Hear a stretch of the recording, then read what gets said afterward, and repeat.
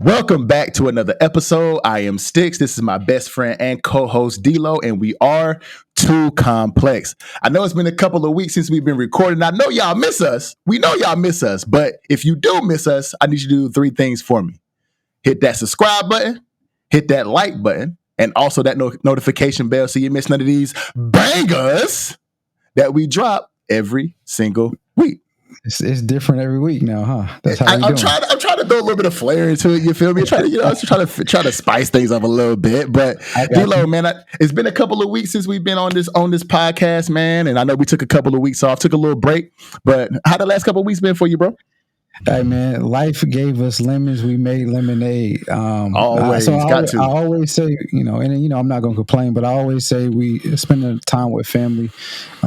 You really was there for my family this week, and my family was there for me the last couple of weeks, dealing with a couple of issues. But other than that, the last couple of weeks have been trying, just trying to get over some illnesses and whatnot. But for my wife, is the week coming is going to be pretty exciting. Beyonce, the Beehive will be here, so she's excited for that. I am going as well. I was excited at one point in time, but now it's like I kind of don't want to go. Don't kill me, Beehive, but I'm gonna go. I'm gonna go to be there for my wife and of course, just enjoy the scene. What about you? That, how's the last couple of weeks been going for you? The last couple of weeks have been good, man. I know the last couple of times we've been on camera, I've been talking about different career moves, different career changes. Things are looking up, man. Thanks to God, man. Things are looking up as far as the career change. I got a couple of things that's in the bucket right now that I can choose from. So we working on that. This week was my off week with Sam, but me and her always have communication throughout the week. So she always happy, she always good. I'll be picking her up tomorrow for another week before she go back to school. I think she got like another month before she go back to school. Probably like a month and a half, because she don't go back until like the 19th of September, which is kind of crazy. They start school there in like next week, right? Sage has a couple of weeks left. I think 2.5 weeks. But speaking of school, I'm glad you brought that up.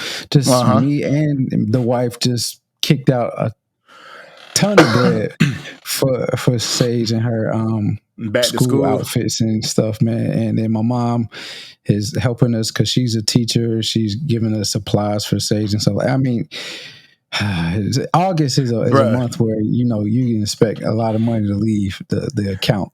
Yeah, and it's crazy. It's crazy you say that, bro, because Sam just texted me yesterday. It was like, Dad, I know I've been doing my commissions.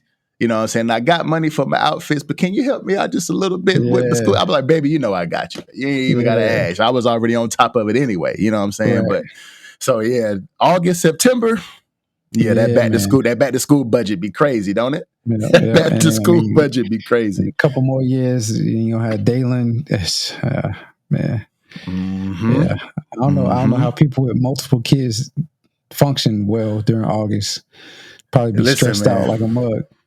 I mean, I'm in conversation now about maybe I'm talking about what I'm saying. I bet I'm in conversation. You know what I'm saying? She knows she is. I ain't gotta say nothing, but yeah. I'm sorry. I mean, listen, it's not funny, man, but I mean, it is funny because I know the situation. So every time you say something about it, it's just funny to me. Hey, listen, man. I know. Yeah. You laughing with me, low key. I feel you. I like it. Yeah. But there are conversations. So I'm gonna be in your situation here soon, man. So don't even trip. We're gonna figure that thing out. Distance is a little bit of a problem, but we're gonna figure it out, man. We're gonna figure it out. But anyways, man, getting to the meat, the potatoes of the podcast today, man. So you heard about this whole Lizzo situation, bro. Like, she got a lot of things going on with she being sued for sexual harassment, hostile work environment. She's had alleged situations where she's, ironically enough, supposedly fat shaming people as far as her background dancers. So like, D-Lo, man, what you think about this whole Lizzo situation, bro? It's crazy, ain't it? So, you kind of mentioned it a little bit, but Lizzo has a couple of her ex-dancers suing her, claiming to have hostile work environment and alleged or engaging them in sexual assault. So 2 of them were fired. One of them resigned because of how her colleagues were treated. And then together they filed a suit against Lizzo. Those charges, as mentioned, the most damaging one, I would say, especially if she was a man, is the sexual harassment portion of it. The second one being the weight gain, fat shaming.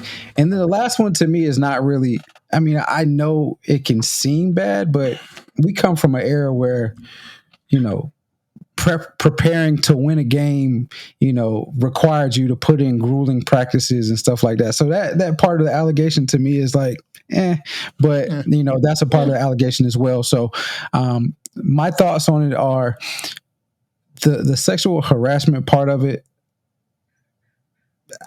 I know artists push the envelope when it comes to getting the fans the visuals and the pushing the sex sales and all that stuff, but to have them do what is being alleged that they were doing or required to do is a bit much. And then the fat shaming, like you said, ironically, Lizzo has risen to fame or has rise to fame because of her ability to sing and to perform, but also to be representation for a specific group of individuals that typically aren't represented, especially in the music and entertainment industries. So her ability to take all of that and still rise and come back with a little bit of wit, a slight bit of combativeness, and still do the things that she does on an ongoing basis is to be commended. But then when you hear about her doing the complete opposite on the back end, it's like, shame on you. And then I know to her fans that the ones that are in her position, I'm not in her position, but see themselves in her, they kind of feel like she's turning her back on them and not really representing them to the fullest degree of who they are. What's your thoughts on it? I feel the same way as you. The sexual harassment one is kind of the most damning to the situation. Hostile work environment, like you said, man, I mean, we come from a background where we were professional athletes and things of that nature, where we had to put 10, 12-hour days on the field, 2-a-days and weightlifting, and we spent our life at the school or in the facility working on our craft. You know what I'm saying? So having to put in a 12-hour workday, so to speak, is, that, especially in the entertainment industry, especially as a background dancer. Like, background dancers in the entertainment industry are like the lowest on the totem pole. So, you know what I'm saying? Like, they don't make the millions and billions of dollars that the actual performer makes, but they're right there on the stage with them making a couple of $1,000 type kind of money. So, I understand. Maybe correct. So I understand their backlash on some of the allegations that they were having, that it's hostile. They're not getting paid the money that she's getting paid, but they're still doing the same kind of hours that she's doing. So they're asking. So I can understand what they're saying about it being hostile. As far as like the fat shaming, that's kind of a hard one to talk about, because like you said, her rise to fame was her wittiness and the way that she maneuvered around her size and her weight, and how she was a positive influence and a positive example for the people who were just like her, like you said. So, and if this is, because this whole situation is he say, she say, to be honest, like, nobody has, unless you can show proof, it's your word against hers. And to be perfectly honest, with her being the megastar that she is, I feel like her word would be taken more as law than anybody else's word would be. You know what I'm saying? So it's going to be, I feel like it's going to be hard for these girls to get the justice that they think they deserve and that they want, because of the star that Lizzo is. But it was a couple of things that she did that allegedly that she did, like, false imprisonment and, holding somebody quote unquote captive until they deleted some kind of video off their phone about a termination that she did of a background dancer, holding them against their will. The sexual harassment thing, like catching sex toys out of ex-workers' vaginas, and all kind of crazy stuff, eating bananas out of them and touching, strippers and things of that nature. Like, that's something that to me, honestly, I feel like that's what happens in this industry. Like, you're going to have a lot of these weird kind of situations that you're going to be in whenever you're around a megastar.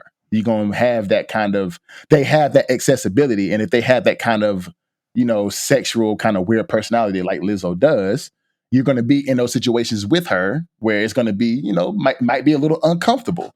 And if it were me personally, if I didn't feel comfortable being in the situation, I would just leave. But the issue is that if they left, they felt like their job would be in jeopardy, which is another reason why the hostile work environment. They put in situations that they weren't comfortable in, and if they didn't want to be there, they felt like Lizzo was going to fire them. So it's a lot going on around this situation, man. And it's like, it's all he say, she say. So you can't. She's innocent until proven guilty. If this does go to court, and they say, okay, well, all this damn evidence, you should be charged with these things, then we can cast opinion, we can cast judgment. But up until then, you as a background dancer and as somebody who's trying to get a career in the entertainment industry like that, then you should kind of know who you want to work for. Somebody like Lizzo who has that kind of personality, that might not be the person you want to be a background dancer for. But if you were like the plus size dancer and Lizzo is looking for these plus size dancers and you're not really getting as much work and paying the bills off your dancing as you want to, that's an opportunity. So I can kind of see that too. So I see it from both sides, but it's like, it's all he say, she say at this point to me, bro. Honestly. Yeah, I mean, it's all he say, she say, but do you think it would be a bit more believable if all of them had just resigned and then came out with these allegations rather than two of them being fired and then coming out with these allegations? Because now it just seems like it's a revenge. It seems like distress or revenge, yeah. Yeah, it seems like a revenge accusations are coming out. I mean, and I'm not saying that they aren't true, and I'm not saying that they are true, but I'm just kind of playing devil's advocate here. It's like, if it did happen and they had resigned rather than being fired, as the reports say, does that make it more believable rather than them being fired and now all of a sudden it is these reports, these allegations do come out? I agree with that. I can say that. I mean, it seems like either way, it does make it more believable if they resign first because of these things, and opposed to getting fired and then saying these things happen. Yes. Yeah. But I still believe on either side, if you resign or if you be fired, either way it's still he say, she say, unless you have significant proof saying this is what actually happened to me. I mean, the distress within itself is damning, and I understand how they feel and the way they may have been treated. I get that. But at the same time, you have to have some kind of evidence to say, this is what happened to me, and this is what I'm saying happened. But Lizzo can come back and just say, well, no, that's not what happened. And then at that point, it's he say, she say. It's one opinion to another. You know what I'm saying? So yes, it makes it more believable, but it's still he say, she say at the end of the day. You know what I mean? Yeah. I think and I hate to say this, I think what'll help Lizzo is that she is a woman. Because had this been a man a male in the entertainment industry, it would have been fact until he's proven innocent rather than innocent and proven guilty. Because, like I said, the entertainment industry as a whole, they are known for pushing the envelope. Some go well beyond pushing that envelope, and some, like, they're more conservative. And so with them pushing that envelope, like you mentioned earlier, there are times where individuals are put in uncomfortable situations, but being the fact that they want to remain in the industry and not necessarily get paid a lot. Because one thing that we did not talk about that we probably should have talked about a couple of weeks ago was the actor strike. And a lot of people are like, well, why are they striking? Because they get paid good money. Well, you see a lot of individuals putting out what they get for residuals for having major roles on sitcoms or series, TV shows or movies and stuff like that. They get like 25 cents for being in the episode.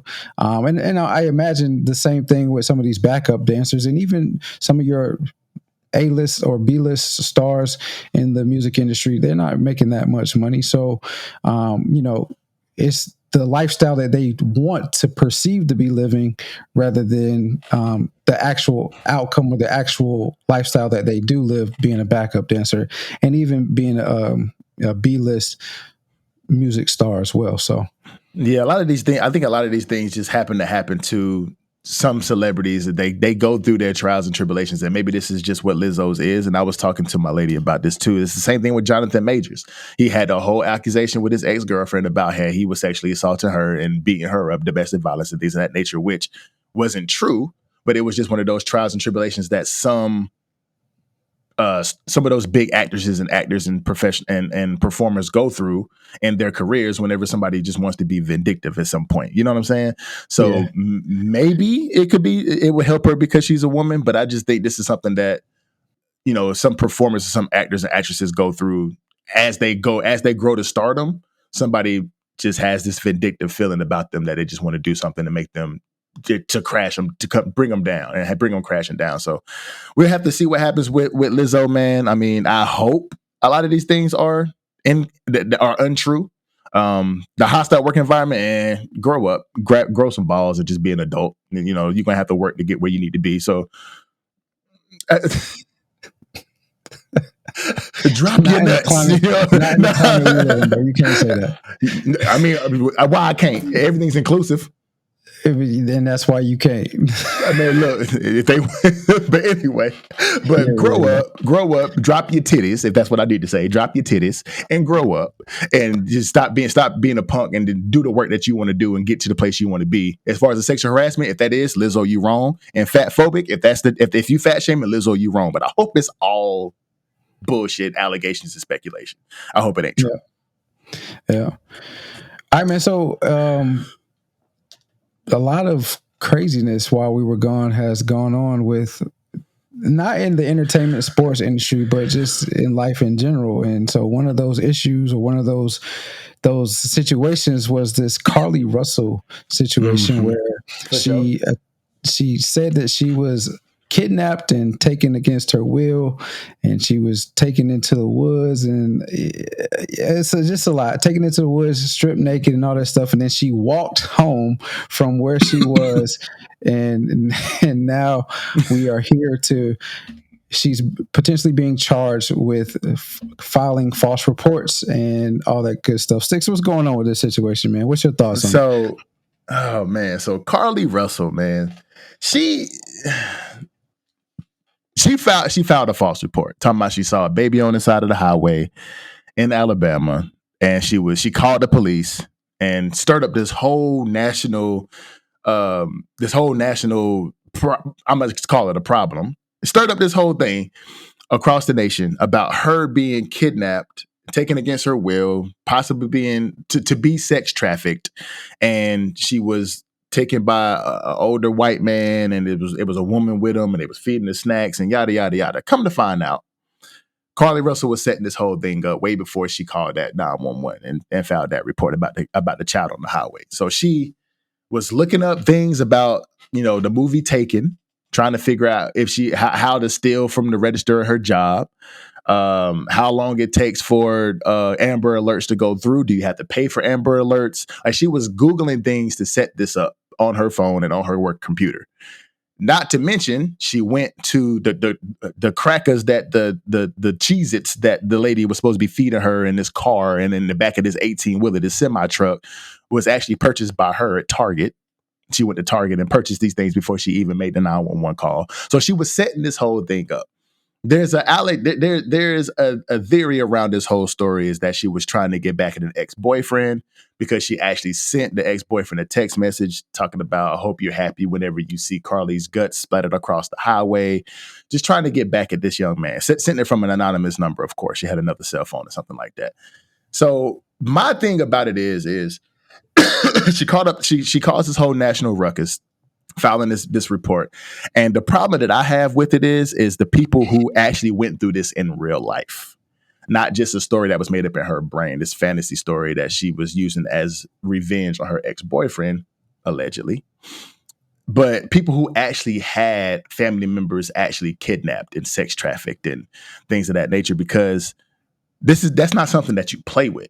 It's not something that you play with, because people actually go through these things. It's actually a something that's going on in the world that people are trying to stop from happening, and you playing around with it is not a good look. So she's like D-Lo said, she's facing charges for falsely reporting an incident and false reporting to a law enforcement. Those both can face up to a year each in prison. So she's looking at 18 to 24 months in prison for this. But what I want to know is, my thing that I want to know is, I want to know her side of the story. Like, what made you do this? And where did you come up with this at? And like, is there some kind of mental health thing going on here? Like, what is the issue? Because if it is some kind of mental health, okay, hopefully she gets the help that she needs. I do believe that she should face some kind of punishment for this. I'm not going to say she needs 2 years in prison, but at the same time, she needs to be held accountable for her actions.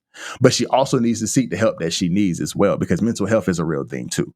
So although she did play with something that's a real thing, she also, if it is mental health, that's also a real thing too. She needs to get the help that she needs. But it's a weird story, man, because she just did all this for what, bro? Like, I want to know why you did it, Shorty. Like, that's what I want to know. That's my thing. What you think?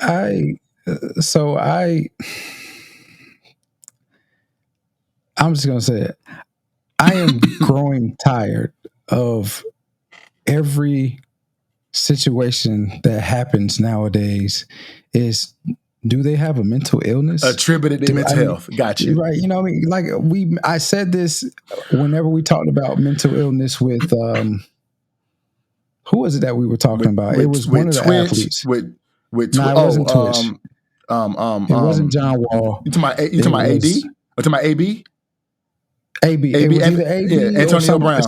Antonio Brown, or somebody. And I said, what we're going to start seeing is every time somebody does something that they don't want to take accountability for it, it's going to be mental illness. Oh, I got this problem. I mean, if they do have mental illness, okay, yeah, we need to get them the help that they need. But I mean, statistically speaking, this many people having mental illnesses is not the thing. Like, statistically speaking, about 25 to 30% of the population has a mental illness, and that is a big percentage, and it is growing. But everybody that does something or everybody that does wrong is not mentally ill. They just were impulsive and wanted to do whatever they wanted to do. Now, going to your question, how did she come up with this with this scenario? What made her do it? Man, you watch TV, you watch movies all the time. You can come up and make these scenarios up for trying to do something, trying to achieve something, trying to get the attention that you want. It's just, will you go through with it or not? And she decided to go through with it. I think unlike you, who does not think she needs to serve 2 years, I think a strong message needs to be sent. Agreed. Just like I've said about the gambling, which we'll talk about as well. I think a strong message needs to be sent, because if everybody continues to do this, or if more people start doing stuff like this for whatever reason, if it's attention, if it's to get back at somebody, whatever the case is, and it's not, a strong message isn't delivered, you're going to see this all the time now. Oh, I can get this amount of attention. My face can be all over the news nationally and maybe even internationally, and I don't get in that much trouble for it. Yeah, we live in a sick world, bro. So people will try to do stuff just because of the type of notoriety that it'll get them. And if they don't get in any trouble, then they're definitely going to do it. I mean, think about, I don't know if you've been seeing it or not, but I think it's been in California and in New York where people are just robbing the place because they won't have any immediate action happen to them. I don't know if you've seen that, but it's been a lot of looting and robbery going on in businesses in, I believe, California, because it's been told that they don't need to have anything done to them. And it just continues spreading all over now because they've realized, oh, I can get out of there without anybody actually doing anything to me, or I may be able to get away with it more easily than I would in another place. So I don't know. I think a strong message needs to be sent. If it's not 2 years, if she only gets a year and a half or a year, I think it definitely she needs to serve some type of time for all of this commotion that she's brought upon herself in Alabama or wherever she was. It was national. It ain't just Alabama, but it was a national commotion, bro. It was people all over the nation that was advocating for this girl. But I do agree that strong message needs to be sent. Whenever I said I don't think she needs to do 2 years, I didn't say she didn't need to do any time. But I think there's a difference between mental illness and mental health. Because what's the difference? Well, with it being an illness, you are diagnosed with something, right? That's the way I think about it. An illness means you're diagnosed like bipolar or ADHD or something of that nature. Okay. Mental health can be just you suffering from some kind of stress, because that could be like a depression or something like that. You know what I'm saying? Like going through a trying time. You see what I'm saying? And if she felt depressed or she felt stressed out about this ex-boyfriend situation, allegedly, then that could be enough to push her to do something stupid like this, right? But what's up? I just want to stop you real quick, because the way that you explained it, there's a clear difference. But when people say they have mental health issues, they're not talking about the usual stresses of life, or a slight notch above the usual stresses of life. They're trying to say they have whatever those clinical diagnoses are that made them do all of this, not just the depressions and the stresses, the ebbs and flows of life that we go through. Okay. Well, I can see that. And I can see the media and social media and people around the world saying that, trying to justify what she did. I can see that. But I think whenever I think about mental health and mental illness, there's a stark difference between the two to me. And I could see how, just given my situation, right? I've been stressed out over the past few months, you know what I'm saying? And I ain't going to go to the extent of this, but I could feel a slight change in my demeanor because of the situation that I have been in and the way it was affecting my mental health. I'm not nowhere close to bipolar. I'm not nowhere close to ADHD. I'm not nowhere close to these clinical titles that they give people. Nowhere close, but I could feel a little bit of depression. I could feel a little bit of a change in my demeanor. So if that's what they mean by mental health issues, then cool. But she's not bipolar. She's not schizophrenic. She's not all of these different things. She just made a bad decision. And not to mention, after she did the shit and went back home and got out the hospital, she went and had a birthday party in Atlanta. So she ain't hurting by nothing. You know what I'm saying? Like she just made a mistake, put on a fucking show, and went and had her birthday, came back home and turned herself in. And she stirred up all this ruckus for literally no reason. But the problem is that she used something that actual people are battling with every single day.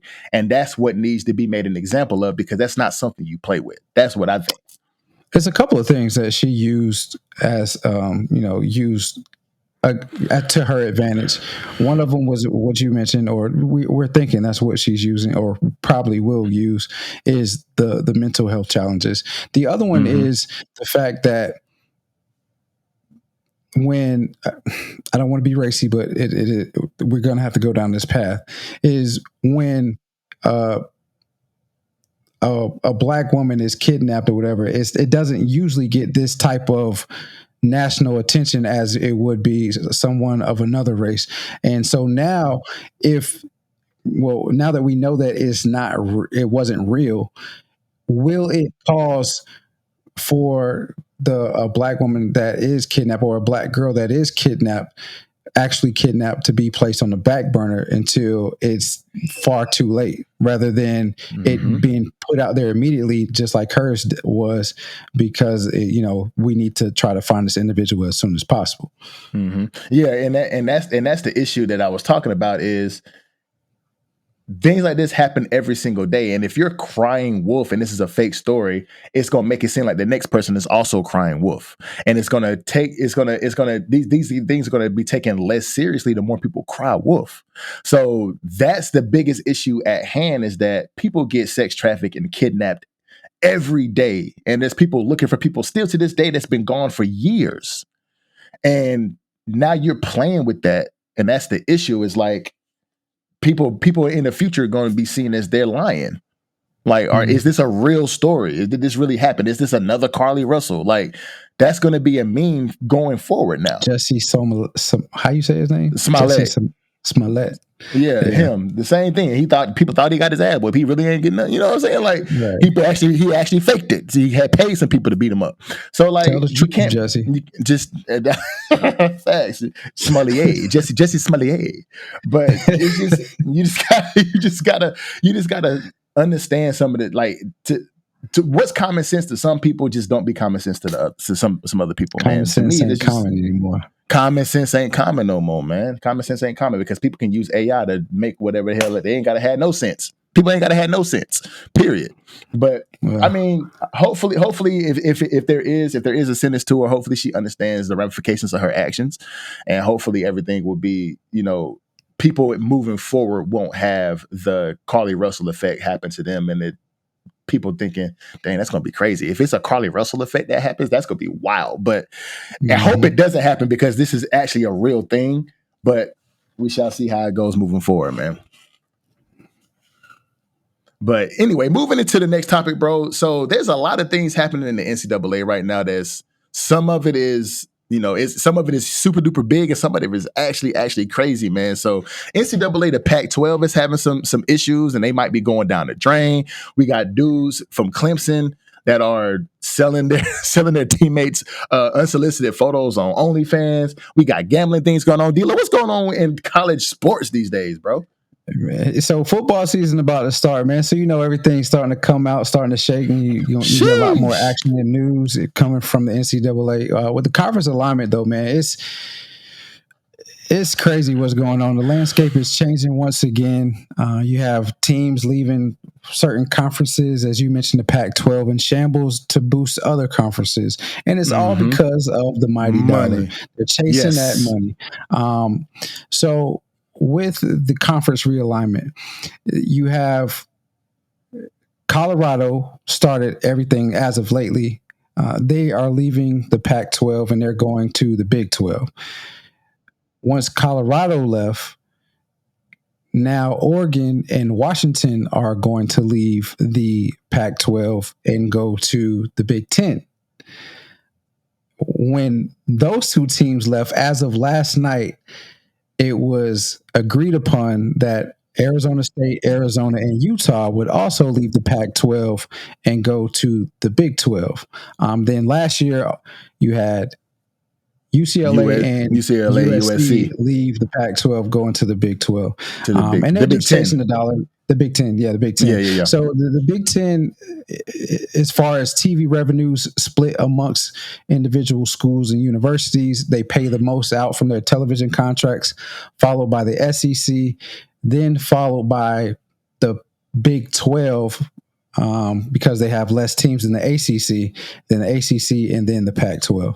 And so the Pac-12's television rights will end this year, and they're trying to negotiate to get a new television rights. As of right now, they don't have one. It's been said that Apple has offered Apple them TV money. is the front runner, Apple has offered them money, but it's not going to be as illustrious as the contracts that the Big Ten and the SEC have. And the SEC and the Big Ten their contracts are supposed to be crazy coming up in the next couple years.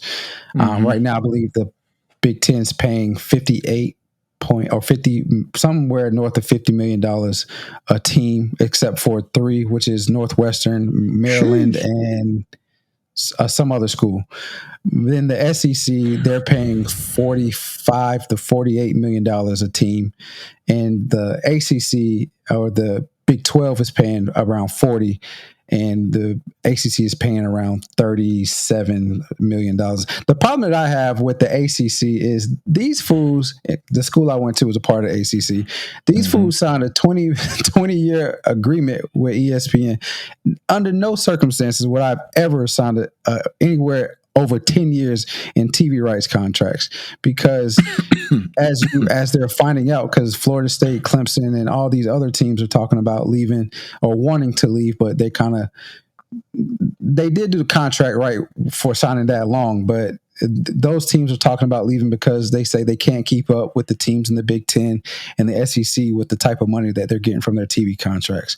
That it's just crazy, man. Money is in college sports, as we've talked about multiple times, is doing a lot of things for everybody but the athlete. And it continues to be that way, even with the NIL in place for those athletes. What's your thoughts on the realignment portion of it? I haven't even talked about everything else. No, it's all good. So the only teams that are left in the Pac-12 right now is Washington State, Stanford, Cal, and Oregon State.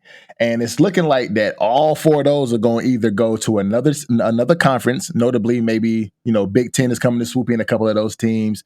Mountain West might come in and swoop in a couple of those teams, and maybe a team or two might go independent, meaning they can schedule whoever the hell they want to throughout the nation to play, which is not necessarily a bad thing, because you can literally schedule all the really good teams, and if you beat them, you got a big chance to go to the college football playoffs. But they'd be dumb to do that. They would be dumb to do that for sure. But you can have that kind of strength of schedule to position yourself within that conversation for the college football playoff. But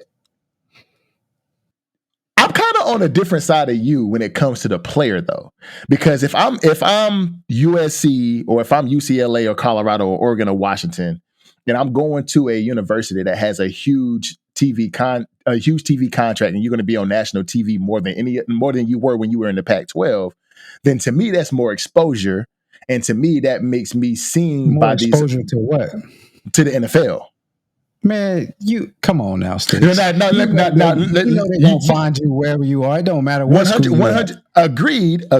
But you played in that era where you were in the ACC and y'all were on TV more than NCCU, right? So even though we had a better schedule than y'all, and I might have had a better season than some of the receivers on your team that were starting, I didn't get that same exposure as your boy that played with you, because y'all were seen more and y'all got more national presence and y'all had more NFL scouts at y'all pro day, because y'all are a bigger school on TV more, and I'm a smaller school on TV less. So we both been in that situation. So if I'm being able to be out there and be seen, then I would much rather get that exposure and do my thing than to be sitting back and not get no exposure at all. But the problem with the TV contracts is all of these schools that we're talking about, Pac-12, Big Ten, Big 12, ACC, they all have TV contracts. They all are on TV. Now, in the case that you just mentioned,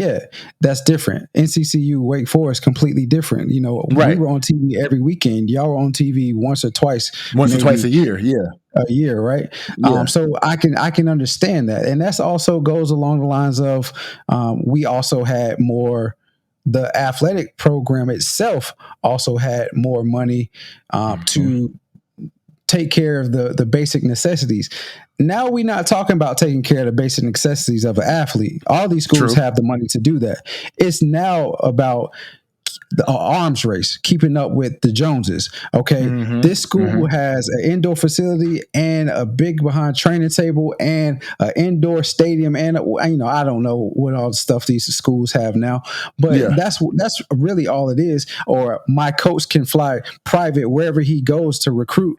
Whereas if I'm in a school that only gets $30 million a year, they might be able to fly to the big name recruits, fly private to big name recruits. With everybody else, they got to. We're talking about a little small stuff now. That to coaches and to programs seems big, but what I meant by it's not affecting the players is this money is not going to directly affect the players other than the facilities. More than likely, the rest of it is going to go to the coaches, to the athletic directors, and to the school to help out the general population and not the individuals that are putting the blood, sweat, and tears into the program. That's what I meant by that. Yeah, and I agree because the more and I'm guessing, and you have to correct me if I'm wrong, the more teams that a conference has, the more money that the conference can bring in from these contracts that they have with these broadcast stations and stuff like that, right? Not necessarily true. It does make their evaluation be higher if the teams that are within that conference are continually competing for national championships and are ranked highly year in and year out, which is why the SEC is projected to surpass the Big Ten soon with the contracts the renegotiation of contracts that they have coming up. But really is not about the number, because if it was about the number, then the ACC you would think would make more money than the Big 12, but as an individual school, but they don't. Because they have more members in the pack. The Big 12 only has, I think the ACC has 15. I think the Big 12 has 12 teams. And so the ACC revenue wise as a whole, the whole pie is more than the Big 12. But on an individual school basis, the schools don't get paid more than the Big 12. Makes sense. Well, I mean, it is definitely an arms race. It's definitely them trying to keep up with the Joneses. And it's kind of weird.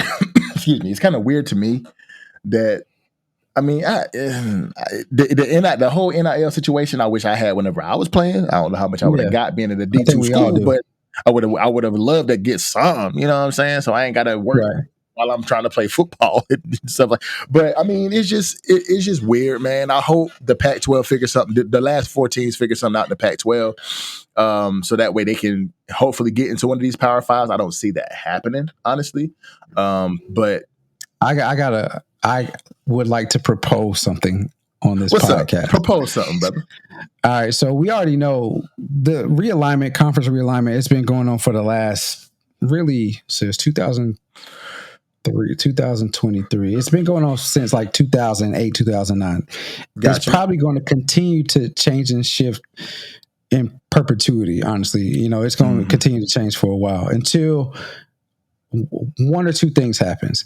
All of the conferences can make the same amount of money, or they just say we've gotten to a point where we don't need that much money. But I propose this. I propose that there only be 3 big conferences in America. Okay, so the ACC and the SEC, they merge together. They're one big conference, and that conference spans from Florida to as north as West Virginia or Virginia, and as far west as Missouri, all the way down to Louisiana. That's the South Conference. We'll just say, for naming purposes, the Big South. Then the Big Ten can take all of the Northeast from Maine down to West Virginia or the Maryland area, and then they go all the way over to Minnesota, all the way down to not Tennessee. It's right above Missouri. I forgot. Not Mississippi. It's right in that Missouri area. Right. And so then they have all of those teams that they can take in. And then the Pac-12 and Big 12, we know that there aren't as many major colleges out west, and honestly, there aren't that many big cities. It's not as densely populated as the East Coast is. So they can have everything west of Missouri, Louisiana, Minnesota, all of those schools they can have, right? So East Conference theoretically would have 32 teams, about 32, 35 teams, somewhere in that range. Within those conferences, they all have 4 divisions. So each division has 8 teams. Throughout the year, everybody plays 12 games, 8 within the conference, 1 across division. 1 with every division that's in that conference, and then 1 game outside of conference. So if you're in the Big South, you play the 8 teams, the 7 teams in your division. You play 1 other team outside, but inside of the conference, but within each division. Then you play 1 other team in another conference somewhere. The whole season, you're trying to win that division. Once the person that decides that, once the teams that have decided the divisions, they automatically go into a playoff. All right. Then you have the next 4 best teams are in the playoffs as at-large bids. The teams that win the division, they have the ability to try to be the conference champion. So you win your division, you play the other division winners, and then whoever wins the conference, they're the conference championship. They're the conference champions. They move to the national championship. So you have national semifinals and a finals game. The at-large teams play in their own little bracket, but they can't win they can't win a conference championship, but they can enter it to be into the national championship. And then from there you have your historical New Year's Day Bowl and then the national championship game. And then everybody else, the next 20 teams or so that aren't in the playoffs, they can have the traditional bowl games. But so with that, do you think they need to expand the playoff to maybe 8 teams? No, they would need to expand the playoffs to 16 teams. But yeah, so but I think they need to do that anyway. To be perfectly honest with you, with that, the division winners from each conference. So you have your 4 divisions in each conference. So you have 12 teams there. And then your next 4 best teams at the at-large bid would be the additional 4. And then that's your playoffs. The first game of the playoffs will be held at the home of the highest ranked team. And then after that, they're neutral sites. Got you. I mean, I like that. But the odds of the NCAA actually pushing it to 16 teams is very, very small. I mean, even them trying to push, even the conversation about pushing it to 8 is kind of crazy. They don't even want to do that. They decided to do that though. Next year to push it 8. Next year to be 8. I haven't seen that. You can correct me if I'm wrong anytime. But they pushing it to 8 for 2024 or just coming up season. Yeah. Okay, well that's good. That's good because they need some kind of expansion to the playoff because the playoff being at 4 teams was crazy. Just taking the top 4 whenever there's other teams that I feel like could beat some of them top 4 teams is kind of crazy. But I mean anything can happen any given Saturday, so we shall see. But I'm sorry, it's going to be 12 this year. Oh, that's good. That's even better. Yeah, so there you go. You add 4 teams to it, make it. Yeah, that's even better. So. D-Lo, so let's talk about old boy from Clemson then, since we on the topic of NCAA. Let's talk about old boy from Clemson. What does he got going on with these unsolicited photos on OnlyFans, bro? Listen, little boy. That boy freaky, a little freaky little something, ain't he? So I think his name was TJ Henley. What was his name? TJ Dudley. TJ Dudley, yeah. So he was dismissed from Clemson for what was said to be he broke team rules. Come to find out, TJ was taking pictures of his teammates in the locker room unsolicited and putting them on OnlyFans to be purchased. Now, we don't know if the players were naked or not, but with OnlyFans being in the fold, you can only imagine and guess that that's why he was suspended. What's your thoughts on it, man? I mean, I think to get my thoughts on it, I think it's weird. Man, this little freaky dude. it's weird. It's sick. So I originally was like, this is terrible. And I still think it's terrible. Like 99.5% terrible. And then a part of me is like, everything's about money these days. It's 0.5% genius. But it's genius. But when you talk about, because I mean, the reason I say genius is because you know that there are men and women alike that want to know what collegiate athletes that are in shape look like without their uniforms on, right? And so that's why I said it's a bit genius. But you know, when you talk out loud, it's like, this is sickening because it is. He violated trust. He invaded privacy, and like you just can't do that. Yeah, because he a little freaky dude, man. I mean, I can't. I would want to fight Buddy. I would want to fight little Buddy if he took a picture. Sure if I found out he had people at his neck. He probably had at his neck. He probably had cleats all up his ass for somebody to find out he took an unsolicited picture of them. But yeah, just sharing private locker room photos is weird, bro. Like 100%. You got to be a special type of individual to take a picture of your teammate who you call your brother, your homeboy, who you go to battle with every single Saturday, or was about to go to battle with because he a freshman, so he got dismissed before he even started at Clemson. But he was a sophomore. Well, he was a sophomore? Yeah. He played last year. A little in correct. My fault. So yeah, so he got dismissed. So it's like you sharing locker room photos, bro. So like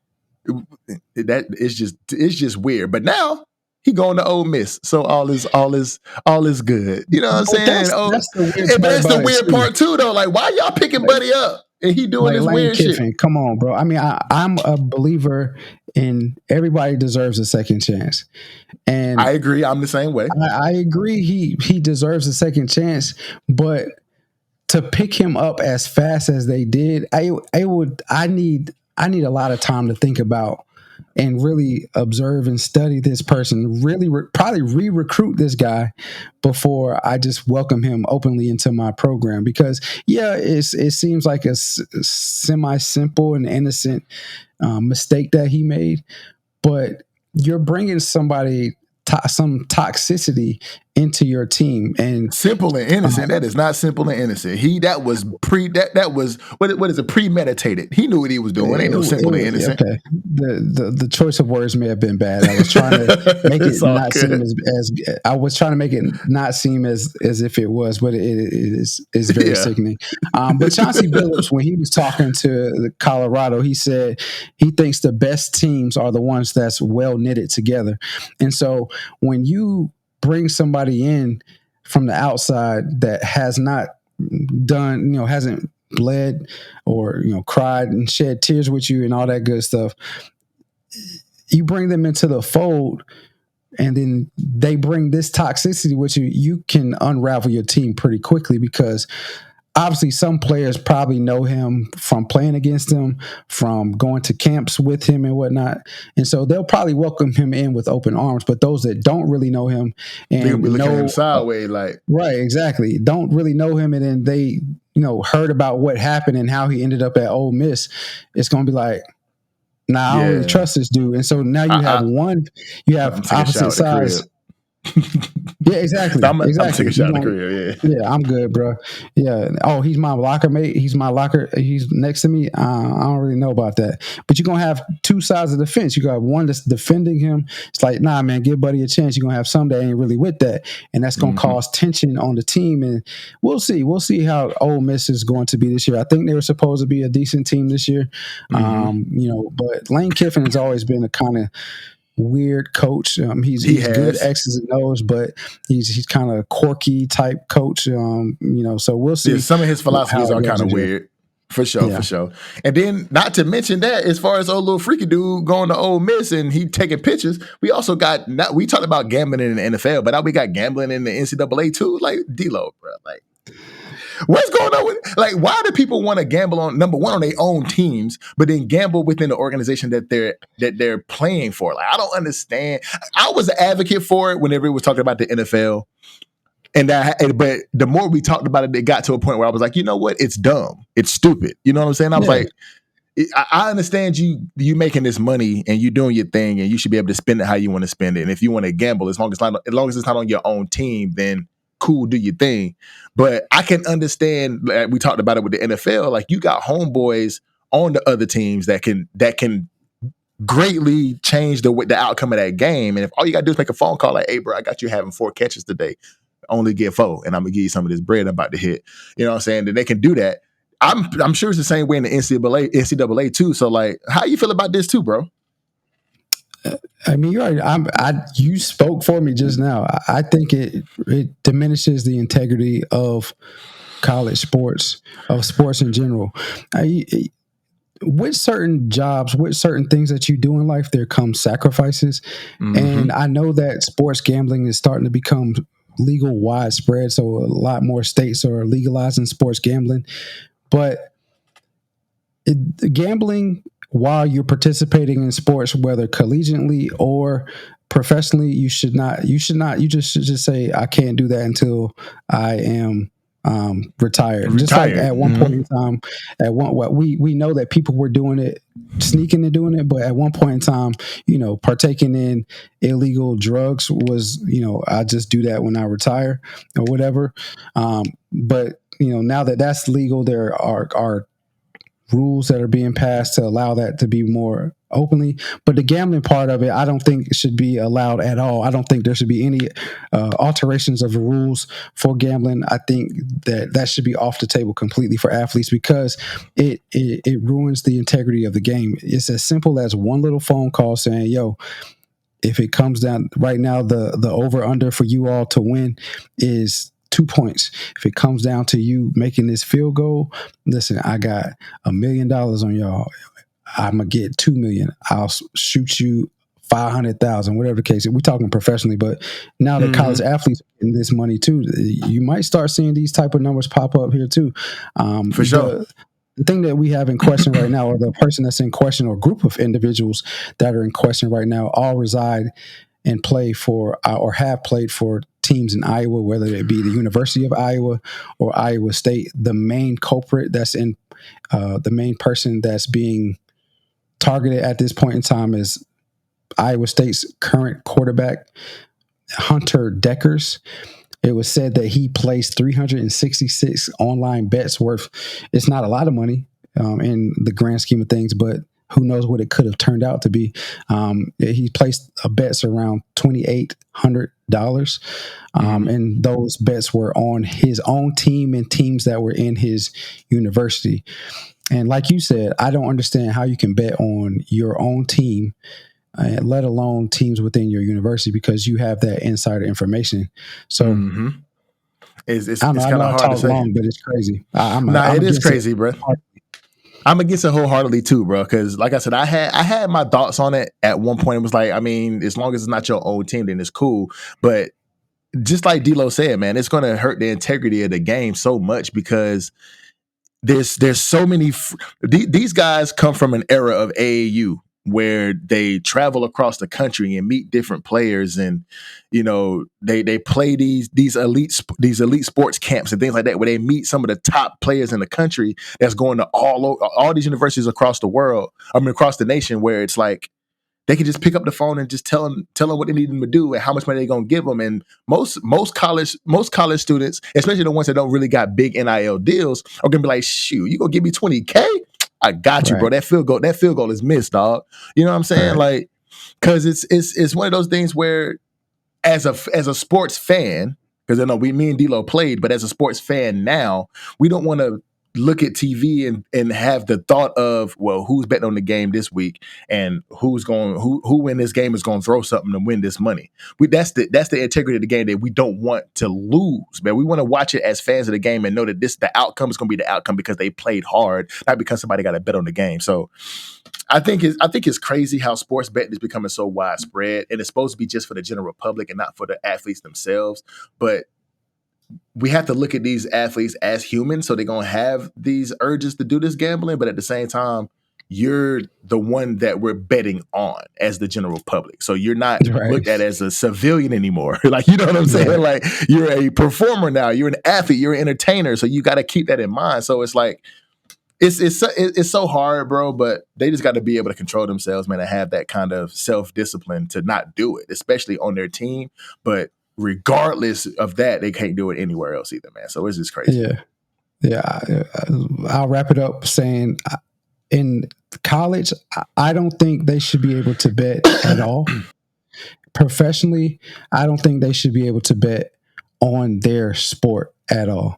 I don't think they should be. We're talking about betting on their team. I don't think they should be able to bet on their sport at all. And if you really want to be technical, because as you mentioned, these players growing up nowadays were on the AAU circuit, so they know each other well. Well, you have cross pollination too. You have players that know each other, know other players in other sports, and can make a call. So I mean, if you really want to go that route, they probably shouldn't be able to bet on sports in general either.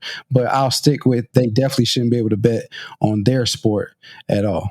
For sure. Because they, man, OBJ know LeBron James, and AB Antonio Brown know everybody apparently. So like it's one of those things, like you said, that cross pollination is crazy. Like you can't expect a lot of these big name athletes not to know other big name athletes in other sports, so they might just want to chill out too.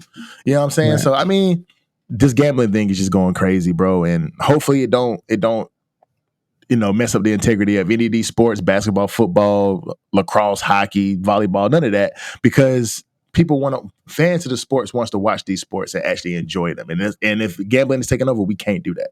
So it's hard to do. So we shall see, man, how it goes. Yeah. Sticking with the NFL, since we brought that up in the college portion of everything, the NFL recently released their top 100 list, and there's been a little bit of controversy surrounding who's where on that list. Sticks, what's your thoughts on this? What you think about the quote unquote controversy that's around this? So I broke this down into three different. I broke it down by running backs, receivers, and quarterbacks, and it was kind of alarming to me that in the top 90, there was only 32 offensive players so far. 32 offensive players, which means there is 58 defensive players in the top 100. So, of course, offense sells tickets, puts butts in the seats because it's exciting, but defense wins games, right? That's what right? Defense wins games and championships. There you go. So, and I was looking at it, and I was writing down the running backs, the receivers, and the quarterbacks, and it's 9 running backs, 13 receivers, and 10 quarterbacks so far within the top 90. And I was looking, and I was okay. And within the running backs, I was looking at Josh Jacobs being at number 12. Then I also looked down and looked at Christian McCaffrey at number 35, and I was like, okay, he was hurt. Christian McCaffrey, I'm talking about, he was hurt, because I'm thinking like Christian McCaffrey to me is way better than Josh Jacobs, but Josh Jacobs has been healthy. You know what I'm saying? But Christian McCaffrey missed the whole season. He did his thing when he went to the 49ers and killed whenever he got on the field. Like, he was amazing for the 49ers. But I'm looking at Christian McCaffrey like, should he be ranked lower than Josh Jacobs? And I went to the receivers, and I'm like, okay, CeeDee Lamb is, to me, I'm a Cowboys fan, so I'm you would call me biased, but I'm not. I'm a realistic Cowboys fan. I ain't one of those that's gonna go out there and say the Cowboys gonna win the championship every single year. Not me. Them niggas is trash. But CeeDee Lamb being ahead of Jamar Chase and Cooper Kupp and Mr. Consistency and Mike Evans, like, bruh, like, CeeDee Lamb is not better than them guys. Then I go down to the quarterbacks, and there's 10 quarterbacks on the list, and I'm looking at Dak Prescott being ranked 16 spots above Lamar Jackson. Like, come on, bruh. Dak Prescott, I can't stand this thing. Like, like I said, I'm a Cowboys fan, bro. I'm diehard Cowboys. I got the Cowboys on the wall back here right now, and Dak Prescott is on my wall, and this was the best season he had in this damn plaque. Ever since he bet on himself, he has been booty butt cheeks. I can't stand this nigga. And he is ranked 16 spots above Lamar Jackson. And D-Lo made this point to me earlier in the week when we were talking about topics, and he said they played the same amount of games last season, and Lamar Jackson was vastly more proficient, vastly more efficient than Dak Prescott. Dak Prescott led the league in interceptions. And some of the games that he threw interceptions in was the reason why we lost these games. But he had 21 picks last year, lost and led the league in interceptions because he is cheeks. I can't anyway, I'm not gonna go off on a tangent, but he's also like only 5 spots below Aaron Rodgers, although Aaron Rodgers is getting old. He did get traded to the Jets. Regardless of that, Justin Herbert, as of right now, being the top rated quarterback on the list in the top 90 at number 32. But I did notice that Joe Burrow is not on the list yet, Mahomes is not on the list yet, and Jalen Hurts is not on the list yet. So that's 3 quarterbacks that's probably going to be in the top 10, which is cool. But bruh, like, this whole, it's a lot of speculation about where players should be placed. It's not that they're in there that they don't deserve to be in the top 100, but do they deserve to be above or below this player? So that's what you think about the top 100. I mean, so first off, it's hard to question a player's generated list. So this list is generated by players about players that they think are the top 100 in the league. Mm-hmm. It's hard to do that because they play these guys week in and week out. They play alongside them or against them. So it's hard to do that. But with this list, you got to, because it's like like you said, Lamar Jackson at 72. 72. You talked about Dak Prescott. So Dak Prescott is one. But right above him is Jared Goff. While Jared Goff did have a better year last year with the Detroit Lions, but they were a heavy run-based team that did play action and stuff like that. You got Jared Goff right above him. I think Detroit it would take Lamar Jackson over 100%. I think Dallas would take the Lamar Jackson over Dak Prescott. Yeah, exactly. You know what I mean? I'm saying? Lamar Jackson isn't he can throw the ball. I want to take that stigma away from him. He can throw the ball, but he's an athlete at quarterback. He's not the prototypical quarterback. Yeah, he's not the prototypical quarterback. He's not a drop back passer. He can be, but he can get you out of a lot of situations with his legs. He puts a lot of pressure on defensive coordinators because you can't just run strictly man on him all the time. Because if the DBs turn it back, he can go for a touchdown. So he caused a lot of issues. Another person that was ranked above Lamar Jackson was Kirk Cousins. I was like, Kirk Cousins had a good year, him and Jefferson. Yeah, okay. But better than Lamar Jackson? I don't know about that. Go to the running backs. You said Christian McCaffrey. Who was ranked above Christian McCaffrey? You had Saquon Barkley. Saquon Barkley did have a great year coming back off of injury the previous year. I would say him and C-Mac are kind of they're on par with each other. Saquon may be more of a runner. C-Mac is more of a all-around running back. He can come out the backfield catching the ball. He can go between tackles. He can play receiver if you need him to. And then you had Austin Eckler. Again, Austin Eckler had a great couple of years in the Chargers offense. I think he had 40 touchdowns in the last 2 years, complete running and catching. The next best running back was like 18 or something, 18 touchdowns behind him or something like that. But I think the Los Angeles Chargers would rather have C-Mac on their team than Austin Eckler. And then the Josh Jacobs ones, I started to question that, but Josh Jacobs did have 1,500 yards last year and led the NFL in rushing.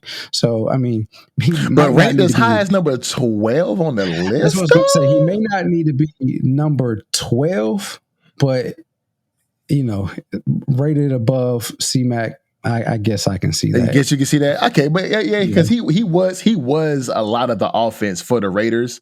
You know what I'm saying, for the Las Vegas Raiders last year, because Derek Carr had a horrible season last year. So they were relying a lot upon Josh Jacobs to carry them to some of the victories that they did have. Right. And of course, you had Derrick Henry in there that was hurt most of the year.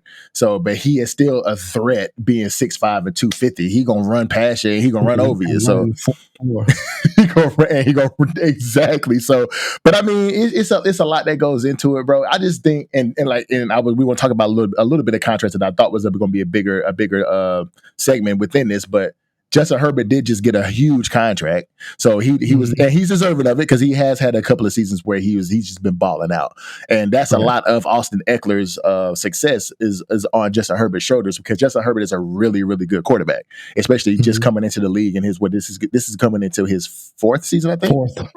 Fourth. So and a lot of that has to do with Justin Herbert, because once Phillip Rivers was gone, Justin Herbert came in and they ain't miss a beat. So.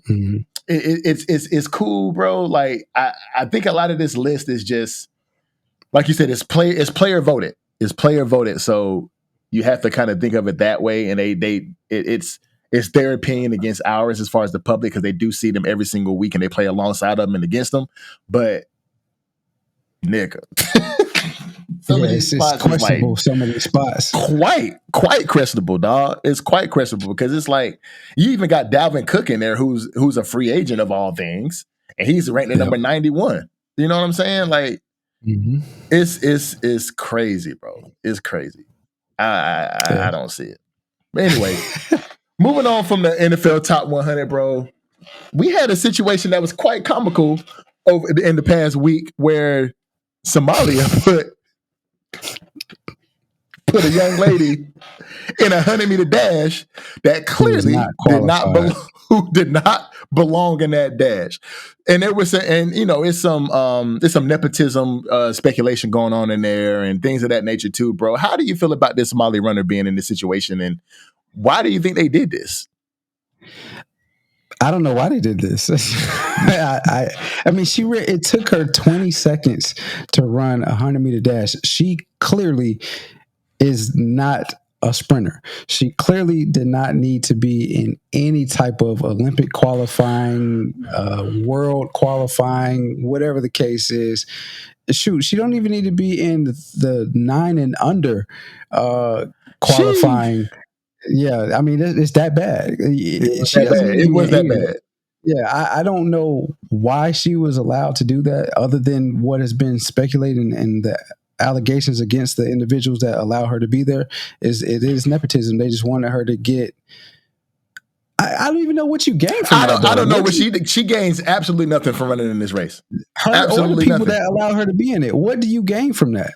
Nothing. And it's one of those things where it's like other than embarrassment. She got embarrassed. There's a lot of embarrassment going around. Yeah. But it, like you said, I don't even understand the nepotism speculation, because like there isn't anything to gain from her doing this. So like there's no gain for her. There's no gain for the country of Somalia. There's no gain from the young lady that was suspended, because I don't even know how to pronounce the name, but I'm gonna try. Khadija Aden Dahir, which is the chairwoman for the Somali Athletics Foundation. And she's the one that made a decision to put her out there. But what does Khadija, Miss Dahir, gain from putting her out there? Is she her cousin? Is she a family member? Is she just trying to get her exposure? If that's the case, then that is somewhat of nepotism. But to put her out there above a more well-trained athlete is kind of crazy. Like somebody who is in college, who runs track, is a Somali citizen. Like, why would you just put that person out there as opposed to this young lady who was far outclassed? Like, it just doesn't make any sense to me. My only thought with that question is, and this may sound bad, but maybe it's to get her out of the country, like to get her that type of exposure, because the track meet took place in Japan, right? Or somewhere in that, right? So yeah. So to get her out of the, like, I don't know, the images that they paint over here in America of lesser countries is that, a lot of them are impoverished and all that stuff. So maybe this was the only way that she could get, again, this is a speculation. I don't know that to be true, and I don't know it at all. I'm just thinking of what do they stand to gain out of it. Maybe it's just to get her out of the country. I don't know. So she has that experience. But it's just crazy that this person was sent to represent your country, and the only thing that to us that they stood to gain was the embarrassment of the country. And it was while it is embarrassing, it was also funny. You and I talked about it. The end of the race, finally got to the finish line, and she skips and hops. I mean, like she had, she just ran a 10-9. No care in the world. Like, she just killed it. She came on that joke and she just skipped across that trail. I was like, hey, yo. And the thing that killed me was, and we're not laughing at her, we kind of laughing with her. Doesn't want nobody to come at us like we laughing at this young lady, because we know that she didn't need to be in there, and she probably was embarrassed, or y'all might have been embarrassed for her. We're not coming at the young lady. We understand. We just kind of trying to make light of the situation, because I was thinking to myself, it took her 21 seconds to run a 100-meter dash. If she started running, if she was in the 200-meter dash and she started at the 100-meter mark, she still would have lost. Because some of them girls be running. Some of them girls be running 20s, 21s, and it took her 21. Yeah. She would have, if she would have won, she would have barely won, starting at the 100-meter mark in a 200-meter race. Like, dog, that is crazy. But she wasn't. You can tell she wasn't an athlete, bro. She was just out there doing something. She was just out there doing what she was asked for her country, and we get it. We get it. But they could have picked somebody that could have represented a little bit better than that, for sure. They definitely could have. And I wonder what the other athletes that were preparing to run against her were thinking. Because, you can tell another athlete, especially a top-notch athlete, you can tell, if they, if they're going to give you a shot. Yeah. Right.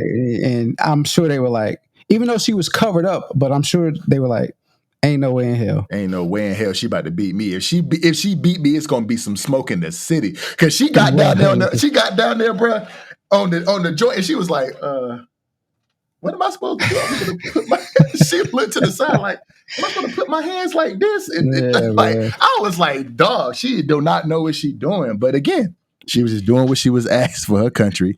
She was asked to go out there and run, and she went out there and she skipped across that finish line, and she was happy she finished it because she was no care in the world. But I'm gonna keep up with this situation because I want to understand what the reason for putting her out there was, because it doesn't say in any of the reports why they put her out there. It just says after an untrained, non-athletic runner was sent to take part in the country's I don't know. There's some legal proceedings that's supposed to come from it for Miss Dahir, the lady that the chairwoman that put her out there, but I don't know what the actual charges were for Miss Dahir, and I don't even understand what the situation was that put her out there. So I'm gonna keep up with it, and if it comes down to it, we'll update y'all. But we just thought it was a funny story to put out here with y'all, man. I know y'all seen it, so we'll keep y'all updated, bro.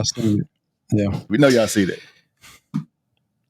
All right, so in the Netflix docuseries Untold, which is set to be released on October 8th, former Heisman Trophy winner Johnny Manziel speaks about thoughts of self-deletion after being cut from the Cleveland Browns in 2016.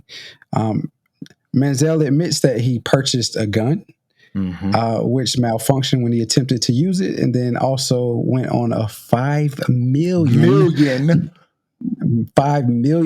bender, which caused him to lose 40 pounds in a span of 9 months. Six, what's your thoughts on this whole situation? That's been will be uncovered in the Untold docuseries, but this particular situation has been released by the press previously, prior to the docuseries coming out. So I will be watching the docuseries. It comes out on Monday. I will be watching it. It comes out on August the 7th. August the 7th, right? August 8th. Is it the 8th? It's the 8th. Okay, yeah. You're right. So I will be watching it on Tuesday, and just to kind of see what his thought process was, and kind of get his story and hear his story, because as we talked about when we were talking about Carlee Russell, mental health is a real thing. People do go through things, and he had this superstar that came to him at Texas A&M real quickly. And he had made comments in the docuseries that said he didn't really know how to handle it. And that happens to a lot of athletes. Like, if you get to a point where you're very, very popular and you're talked about all over the world and talked about all over the country, and you're getting all this notoriety and you get all these looks, and you're starting to see your dream of being a professional football player unfold, sometimes that can be very, very hard to take in, especially for a young guy at 19, 20 years old. You can see your dream unfolding right in front of your eyes, because he was a superior football player, a superior quarterback at Texas A&M. He was amazing and electrifying to watch. But when he didn't pan out the way he was projected to with the Cleveland Browns, and he was starting to get that backlash from being such a great quarterback at Texas A&M and dominating the SEC, the top conference in the country, everybody thinks the top conference in the country, and he dominated every Saturday, week in and week out. And he gets to the NFL and he fizzles as much as he did. That can be hard to deal with, especially whenever you are so popular. You up here at one point, and then all of a sudden you down here at the lowest point of your life. And it can be something that can be hard to take in and hard to juggle those emotions that you're having, especially doing something that you love to do, which is play ball. I love to watch docuseries like this, because I be wanting to see what the thought process is, because it has to be a very, very low point to think about taking your own life. It has to be a very, very low point, because if you're losing 40 pounds in the span of a few months, bro, you're going from 215 to 175 going into camp. Like, you got to understand that you're probably not going to be looked at in the same way, especially if you're a quarterback that's supposed to be leading the team. They're going to let you go. You know what I'm saying? Even in my situation, I was an undrafted free agent. And I ruptured a hamstring, and they were like, you know what? Deuces. Didn't get that chance again. And he was a first round draft pick, and it happened to him too. So it's like, and I can understand that's hard to deal with because it was hard for me to deal with. And I wasn't even drafted. I was just like, damn, my dream is over. I made it, but my dream is over now. Like, well, what am I going to do? And now I'm like lost. You know what I'm saying? So I can understand where Johnny Manziel is coming from, and mental health is a real thing, man. And I'm glad that he's still here to tell his story. And I know his family is, and you know, whenever things like this come up, man, you got to take them into consideration, you know, but hopefully he's good now, man. What you think about this whole situation, D-Lo? I mean, I've seen this story personally multiple times, not to this magnitude of the person wanting to, you know, self-delete themselves. But I've seen friends of mine, players of that I don't know personally, but I've played against, go through these events where they enter severe depression, or, you know, they just lose touch with themselves because they no longer have the ability to play something that they've devoted and invested more time into and years of their life into. So when they get to this point of no longer having the ability to be a part of that, like I mentioned, they lose themselves, they lose their identity, they no longer have confidence in who they are as an individual, and you know, they go through cycles of multiple emotions. I mean, I've been through this twice myself, but not, again, nowhere near this magnitude.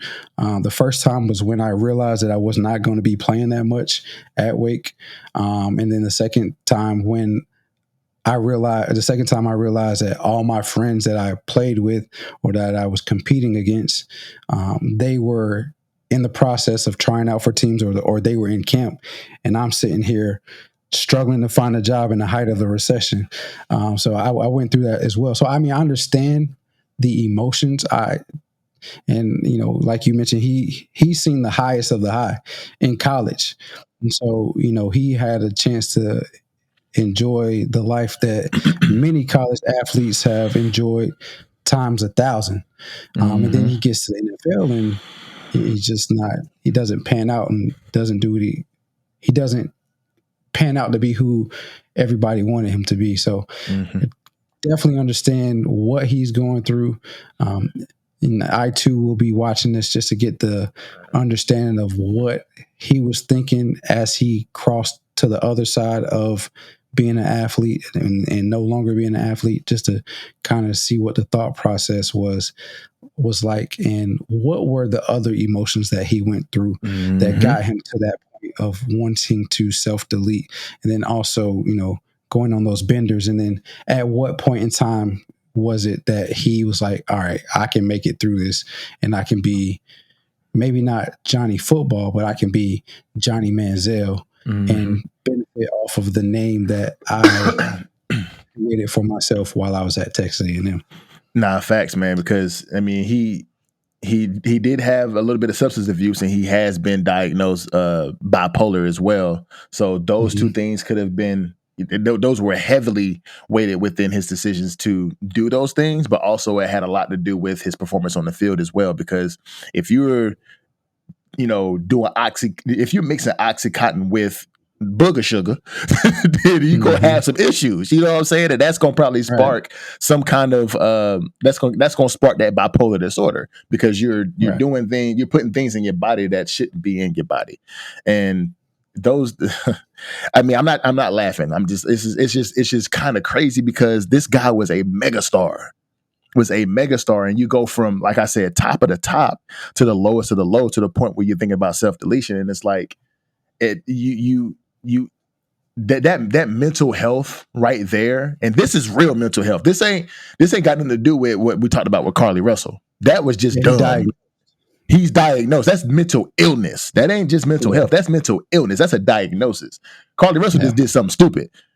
This man really has a problem. He really has an issue, a diagnosed issue. And to mix that with the highest of success and not being able to deal with it, to being at the lowest of the low with this illness and depression, on top of substance abuse, on top of going on benders, on top of all of these things, he has a problem. And I can see why he had those thoughts of self-deletion.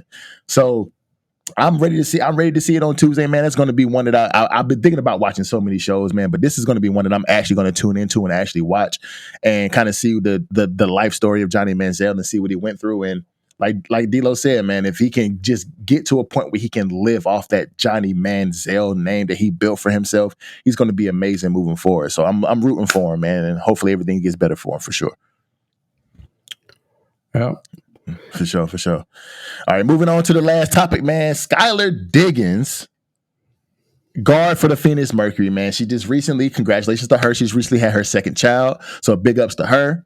But she's going through some problems with the Phoenix Mercury, man, and they're not allowing her to use any of the facilities while she's on maternity leave. And I feel like that's a problem, D-Lo. What you think, bro? So this is a topic that is complex. It Very is much complex so. because when you see it, when you first see the headlines, you're like, yeah, this is definitely a problem. But if you really give it some thought, it's like, okay, you look at it, you have to look at it in two ways. The first way is if she was a regular 9-to-5er. The second way is if she's a professional athlete. As a professional athlete, absolutely, she should have access. She should still maintain access to the facilities and the resources that the Phoenix Mercury offer. And you would think that the professional franchise would want her to continue to have access to that, especially if she's coming back to the team. Just so happens that she's on maternity leave. And so with her having access to that, she would be able to continue to train, get herself back into playing form, consult with team doctors on different scenarios that she may be going with. She may need to consult with team doctors to figure out different scenarios she may be experiencing along with her personal doctor. But then also, she said training table or personal chef. So, making sure that she's eating right, properly neutralized, right? Not neutralized. Have proper nutrition. Her nutrition is proper. So professionally, you would think that, but then when you come back to the real world, and if you read what the coach said in a statement that was asked to her about Skylar, she said, we just want to make sure that Skylar is doing well and that we give her the space that she needs. The space that she needs, and not contact her at all, right?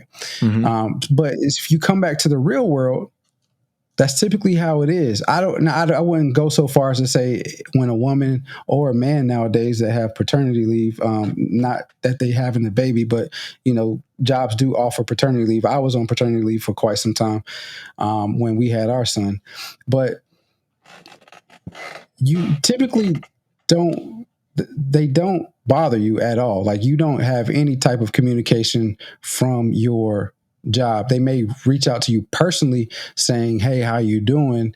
How's everything going with the baby? This and that. But as far as constantly being in communication with you, you don't typically see that happening. But now the part that's kind of confusing is, are you allowed to be in a facility? I would venture to say I don't think they would have an issue with that, as long as you're just coming in to say hi and bye, but not to actually partake in any of the things that go along with the role that you serve. Whereas with Skylar, she would be coming in to actually work out. She would be coming in to actually be with some of the team and then also be a part, take with the doctors and the resources. So it's just confusing because the two worlds blended together. You would think this makes sense for her to be a part of it, but then with all of the different rules that come in place with mat leaves and stuff like that, it's like, so I don't know. I don't know where to go with that. Me personally, I think it's dumb. Honestly, yeah. Skylar Diggins is one of the best guards in the WNBA. Has been since she's been in the league, and has been since she was at Notre Dame. Just because she had a child and she's on maternity leave doesn't mean that she shouldn't be able to use the facility as far as consulting doctors, getting therapy, working out, keeping her game sharp. If anything, I would expect the Phoenix Mercury as an organization to let their best player on the team Yeah, their best player on the team use the facility to get back in shape, to get back whenever she comes off this leave. I think it's stupid. I don't think they should do this. I think it's dumb. If I was the owner of this team, yes, Skylar, do your thing. Go in there, go and get in the gym, go work out with the coaches. If you need anything, let me know. You know what I'm saying? But still take your leave. But I do want you to be in tip-top shape whenever you come back. I know there's a such thing as postpartum depression. I know you're going through that too. That's why you're taking the whole year off in opposed to the 9 weeks that you did whenever you had your first child. I get it. I'm consulting my player. This is my best player on my team. And you think I'm going to keep her from using my facilities and getting back in shape? Hell no. I'm not doing that. I mean, she's going to be able to use any facility she wants if she my player. But regardless if it's the best player on the team, any woman, if you want to use the facilities to get because you're under contract with me. And I understand that the WNBA has different contracts and they have certain stipulations. If you have a child, then you have to take this leave. And to me, that part of the contract is just dumb. Because they're women when it comes down to it. That biology says that if they want to have children, they're going to have children. And they can take off as much time as they want. But for them not to be able to use the facility, that's crazy to me, dog. Yeah.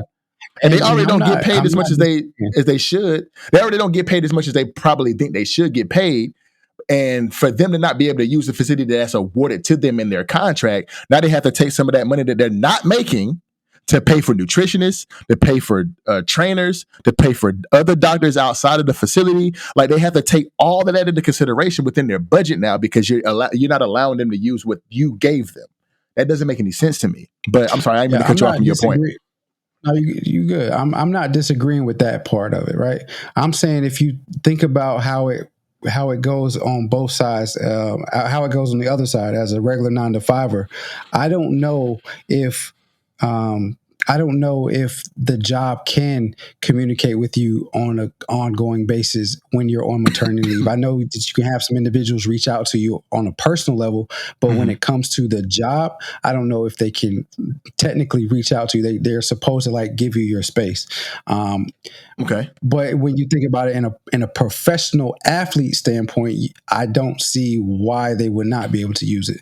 One of the things that I did read, and why I think it could be an issue, is another player earlier in the year kind of indicated that she was bullied, manipulated, and then traded after she had her child. I heard that. I heard that story too.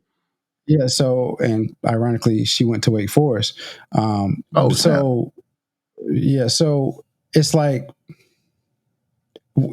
the WNBA, you want to root for them, but when stuff like this happens, kind of makes you question some of the rules and laws and contract stipulations that they have in place of why it would be like it is.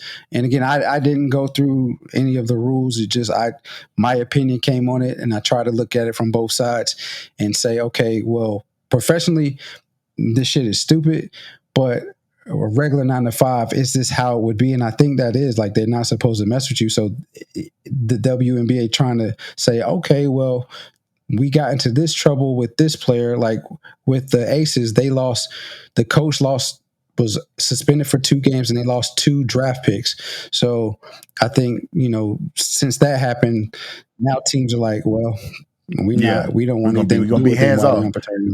Yeah, we're gonna be hands off, and I get that. I can understand that from a business standpoint. And whenever you have something else going across the league, and they were made an example of, then you don't want to be that next example. I can understand that, but in a sense of, and I have never gone through paternity leave myself.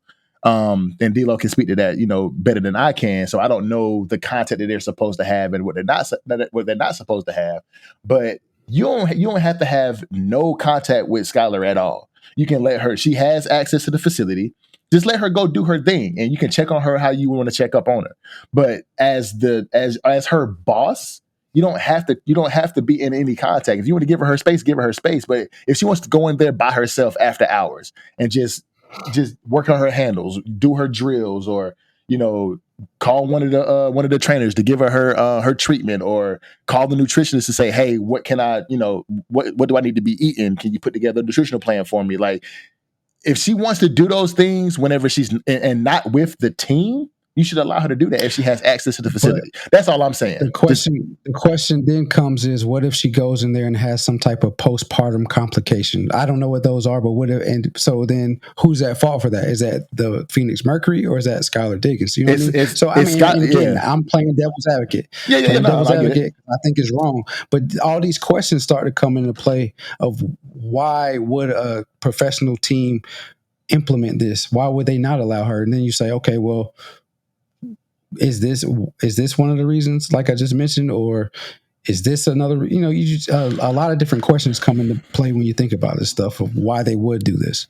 Nah, for sure.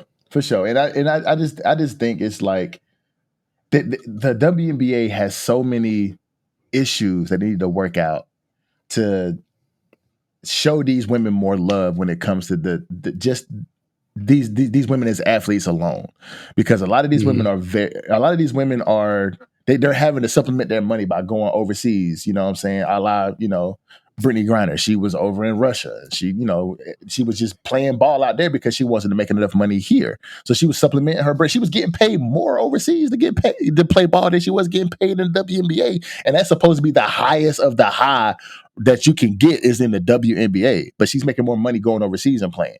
So it's like there is so many things that's wrong with the WNBA as far as contracts, as far as pay structure, as far as people actually watching the games. Because if there was more eyes on the sport, you know what I'm saying, from the general public, from the general population, then they would make more money. You know what I'm saying? If people bought jerseys, it's got a lot to do with us as a general public, because we're not showing it as much love as we should, but it also has a lot to do with the WNBA itself and how they're actually running the organization.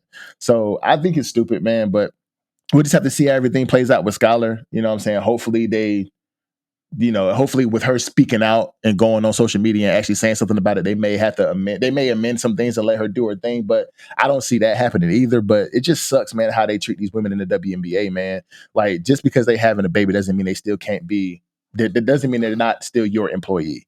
And you still have to show them some kind of respect. And I feel like Skylar was speaking out on that, and she had reason to. So I don't like it. I don't think D-Lo does either, but he's playing devil's advocate because he knows how it goes, because he was on paternity leave before. He understands that because he's done that. I have never been through that, so I just think it's dumb just off GP.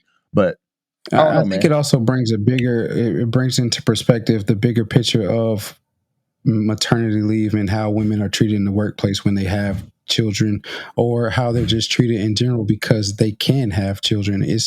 You think it's getting better, and I think you would think it's getting better, and I think that pay gaps, maybe I shouldn't say, no, I think that pay gaps are closing, but they still reside because of the ability for women to leave or to have that time off when they are on maternity leave, and the possibility of them no longer being available because or out of commission seems kind of they're just not there in the office because they have the ability to have children. And I think and that's why paternity leave is being pushed so much, because if the man now has the ability to leave, kind of puts men and women on the equal playing field when it comes to a child being conceived and being brought into this world. Yeah. So we just have to see how that plays out, man. But WNBA, man, get y'all shit together, man, because y'all need to take care of these women, bro. For sure. Yeah. Sticks, episode 34? Is this episode 34? 34. Episode 34. Episode 34. It's a wrap, my boy. In the books, my G. In the books. Thanks for tuning in to Too Complex. Remember, life is too short and oftentimes complex. But when it becomes too complex, don't be afraid to lean on those that you love and ask to help you find the simplicity and balance in life. Stay prayed up in this crazy world that we live in.